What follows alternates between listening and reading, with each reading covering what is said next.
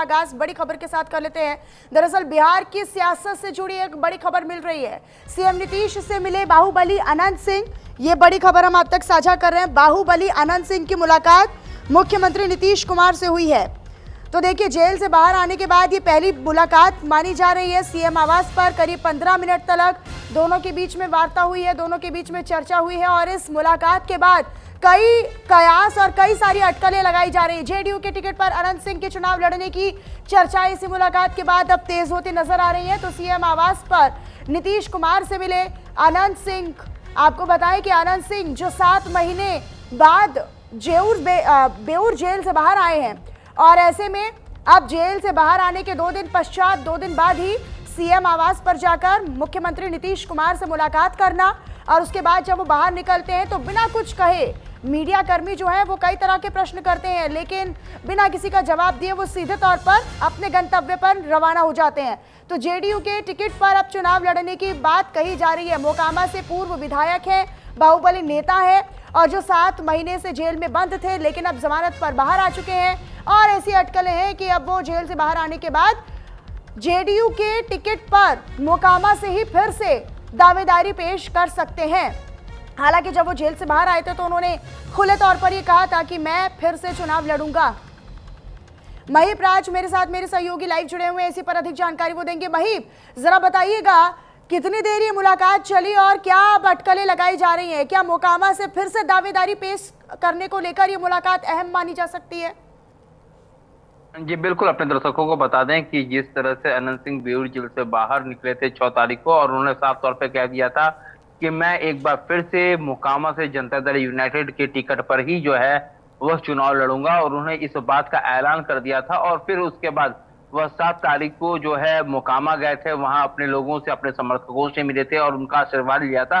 और उसके बाद फिर जैसे ही वो पटना आते हैं तो आज साफ तौर पर वो शाम में बिहार के मुख्यमंत्री नीतीश कुमार से मिलने जाते हैं। और मोकामा जो विधानसभा सीट है जिस पर उनकी पत्नी आरजेडी से विधायक थी, चूंकि अब वो आरजेडी की बागी विधायक कहला रही हैं, तो ऐसे में साफ तौर पर अनंत सिंह जो है अपनी पत्नी की जगह खुद से लड़ेंगे, क्योंकि वो पहले से ही पूर्व विधायक रहे हैं और जेल जाने की वजह से उनको अपनी विधायकी छोड़नी पड़ी थी। लेकिन अब उन्होंने साफ तौर पर कह दिया है कि मैं फिर से विधायकी लड़ूंगा और लगातार जो ये विधायकी है उनकी मोकामा सीट पर दावेदारी के साथ है।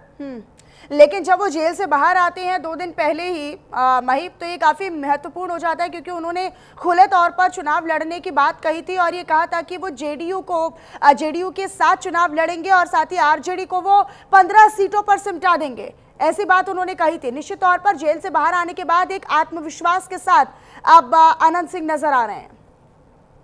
जी बिल्कुल, जिस तरह से पिछली बार सरकार को उनकी पत्नी नीलम देवी जो आरजेडी से विधायक थी और सरकार जिस समय महागठबंधन की सरकार थी तो उसके बाद फ्लोर टेस्ट हुआ था और वो एनडीए के साथ आ गई थी सरकार। उस समय नीलम जी जो उनकी पत्नी है उन्होंने जो है सरकार के फेवर में यानी एनडीए के फेवर में वोट किया था और इसी का इनाम जो है अनंत सिंह को आज से 7 महीने पहले मिला था कि जब वो बेऊर जेल से बाहर आए थे।